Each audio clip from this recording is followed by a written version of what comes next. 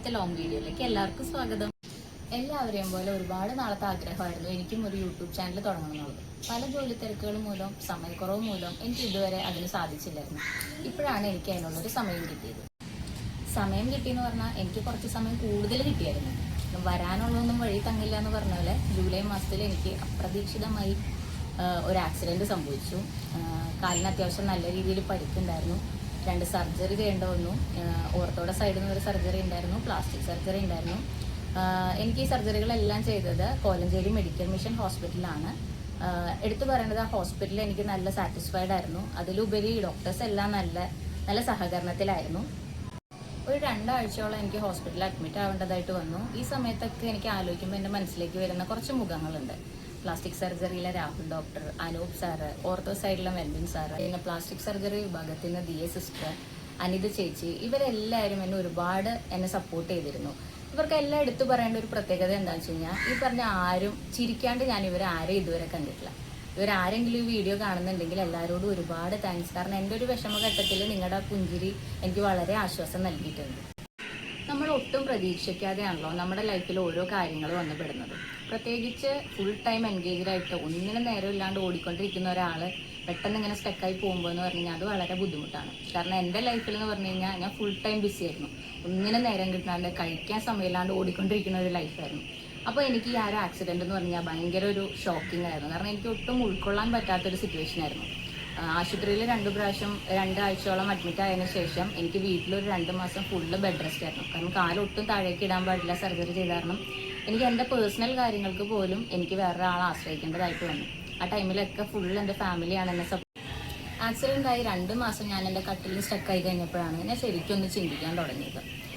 നമുക്ക് വന്ന അസുഖം മരുന്ന് കഴിച്ചിട്ടോ ഡോക്ടർ പറഞ്ഞ പോലെ ഇൻസ്ട്രക്ഷൻസ് കേട്ടാലോ നമുക്ക് വന്ന അസുഖം മാറും, അല്ലെങ്കിൽ നമ്മുടെ മുറിവുകൾ പെട്ടെന്ന് ഉണങ്ങും. പക്ഷെ നമ്മുടെ മനസ്സിലേറ്റ ഒരു മുറിവും നമ്മുടെ ഒരു പഴയ ഫ്ലോയിലേക്ക് പോകാനായിട്ടുള്ള ഒരു മെൻറ്റാലിറ്റി നമുക്ക് പെട്ടെന്ന് അങ്ങോട്ട് തിരിച്ചു കിട്ടാൻ ബുദ്ധിമുട്ടാണ്. പക്ഷെ അപ്പോഴും എനിക്ക് അത്ര പെയിൻ ഉണ്ടെങ്കിലും എൻ്റെ ലൈഫ് ഫുള്ളൊരു 2-3 മാസത്തേക്ക് സ്റ്റക്കായപ്പോഴും എനിക്കതിൽ നിന്ന് തിരിച്ചു വരണമെന്ന് ഭയങ്കരമായിട്ടുള്ളൊരു ആഗ്രഹം ഉണ്ടായിരുന്നു. അപ്പം ഞാൻ ചെയ്ത കാര്യങ്ങൾ ഞാൻ നിങ്ങളോട് ഷെയർ ചെയ്യാം. നമ്പർ 1, നമുക്ക് വന്ന ഈ ഒരു അപകടം അല്ലെങ്കിൽ ഈ ഒരു ആപത്ത് എത്രയും പെട്ടെന്ന് മാറുമെന്നും നമ്മുടെ മനസ്സിനെ പറഞ്ഞ് പഠിപ്പിക്കണം. സപ്പോസ് ഇപ്പം എനിക്ക് വേദനയുണ്ട്, ഞാൻ എല്ലാവരും വരുമ്പോൾ എനിക്ക് വേദനയാണെന്ന് പറഞ്ഞാലും മറിച്ച് വേദന കുറവുണ്ട്, പതിയെ മാറി തുടങ്ങുന്നുണ്ട്, ഇന്നലത്തേക്കാ വേദന എനിക്ക് ഇന്ന് കുറഞ്ഞു, ഇങ്ങനെ പറഞ്ഞു കഴിഞ്ഞാൽ നല്ലൊരു വ്യത്യാസം നമുക്ക് കണ്ടറിയാൻ പറ്റും.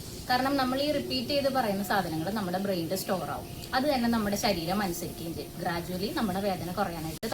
നമ്പർ 2, നമ്മുടെ മനസ്സിനെ വിഷമിപ്പിക്കുന്ന ചിന്തകളൊക്കെ ഒഴിവാക്കുക. കാരണം ഈ ആക്സിഡന്റ് പറ്റിയത്, നമ്മൾ സർജറി കഴിഞ്ഞ് കിടന്നത്, കുറെ ബന്ധുക്കൾ വന്ന് നമ്മൾ ആശ്വസിപ്പിക്കുന്നത്, അതൊന്നും നമ്മൾ ചിന്തിക്കാൻ ആഗ്രഹിക്കാത്ത കാര്യങ്ങളാണ്. അതെല്ലാം മനസ്സിൽ നിന്ന് ടോട്ടലി ഡിലീറ്റ് ചെയ്ത് കളയാം.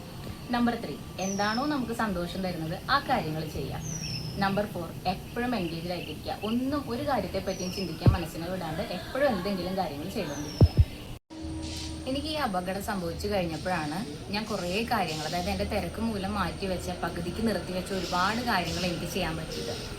നല്ല രീതിയിൽ കുറേ നേരം പ്രാർത്ഥിക്കാൻ കഴിഞ്ഞു, വരച്ച് പകുതിയാക്കി വെച്ച ഡ്രോയിങ്സ് കംപ്ലീറ്റ് ചെയ്യാൻ കഴിഞ്ഞു, നല്ല രീതിയിൽ ഭക്ഷണം ആസ്വദിച്ച് കഴിക്കാൻ കഴിഞ്ഞു, പഠിക്കാൻ കുറച്ച് സമയം മാറ്റി വെച്ചു. അങ്ങനെ എന്നെക്കൊണ്ട് എന്തെല്ലാം ആ കട്ടിലിരുന്ന് ചെയ്യാൻ പറ്റുമോ അതെല്ലാം ഞാൻ എൻ്റെ ഈ 2 മാസം കൊണ്ട് ചെയ്തു. ഇതൊക്കെ പറയുമ്പോൾ ചിലരെങ്കിലും ഒന്ന് ആലോചിക്കും, ഇവർ ചെയ്ത കാര്യങ്ങൾ എന്തിനാ വെറുതെ സ്വയം പൊക്കി പറയാൻ വേണ്ടി അല്ലെങ്കിൽ അഹങ്കാരം കാണിക്കാൻ വേണ്ടിയിട്ടാണ് ഇത് പറയുന്നത് ചിലരെങ്കിലും ഒന്ന് ഓർക്കും. എന്നാൽ അങ്ങനെയല്ല. ഇപ്പം നിങ്ങളുടെ ലൈഫിൽ ആരെങ്കിലും ഇങ്ങനെ ഒരു വിഷമഘട്ടത്തിലൂടെ കടന്നു പോകുന്നുണ്ടെങ്കിൽ അവരോട് ഇതൊന്ന് പറഞ്ഞു കൊടുക്കും. കാരണം എനിക്ക് ആ കട്ടിലിരുന്ന് ഇത്രയും കാര്യങ്ങൾ ചെയ്ത് എൻ്റെ മനസ്സിനെ ഹാപ്പിയാക്കാൻ പറ്റുമെങ്കിൽ നിങ്ങൾക്ക് എന്തായാലും തീർച്ചയായിട്ടും പറ്റും. അങ്ങനെ വിഷമിക്കുന്നവർക്കോ അങ്ങനെ നിങ്ങളുടെ റിലേറ്റീവ്സിനോ ഫ്രണ്ട്സിനോ ആരെങ്കിലും ഉണ്ടെങ്കിൽ ഇതൊന്ന് ഷെയർ ചെയ്ത് കൊടുക്കും. എനിക്ക് നിങ്ങളോടും എല്ലാവരോടും പറയാനായിട്ടുള്ളത്, നമ്മളെല്ലാവരും അടിപൊളിയല്ലേ, നമ്മളെ കൊണ്ട് വരുന്ന കാര്യങ്ങളെയും ചിരിച്ചുകൊണ്ട് നേരിടാം. ഏത് പ്രതികൂല സാഹചര്യങ്ങളെയും നമുക്ക് കൈപ്പിടിയിൽ ഒതുക്കാണ്. ഇപ്പോൾ എൻ്റെ ആക്സിഡൻറ്റ് കഴിഞ്ഞ് എനിക്ക് ഏകദേശം നടക്കാനായിട്ടുണ്ട്. ഒരു 4 മാസത്തെ നീണ്ട ഗ്യാപ്പിന് ശേഷം ഞാൻ വീണ്ടും വർക്കിന് ഇറങ്ങി തുടങ്ങി, പതിയെ നടന്നു തുടങ്ങി. അപ്പോൾ എൻ്റെ പുതിയ വിശേഷങ്ങളുമായിട്ട് നമുക്ക് അടുത്ത വീഡിയോയിൽ വേഗം തന്നെ വരാം. അതിനു മുമ്പായിട്ട് നമ്മളിപ്പോൾ തുടങ്ങിയിട്ടല്ലേ ഉള്ളൂ, എൻ്റെ ആദ്യത്തെ വീഡിയോ അല്ലേ. അപ്പം നിങ്ങൾക്കിത് ഇഷ്ടപ്പെട്ടു, എന്തെങ്കിലും നിങ്ങൾക്കൊരു മാറ്റം ഇതിന് തോന്നുകയാണെന്നുണ്ടെങ്കിൽ എൻ്റെ കൂടെ കൂടുക, ഷെയർ ചെയ്യുക, സബ്സ്ക്രൈബ് ചെയ്യുക, എന്നെ സപ്പോർട്ട് ചെയ്യുക. താങ്ക്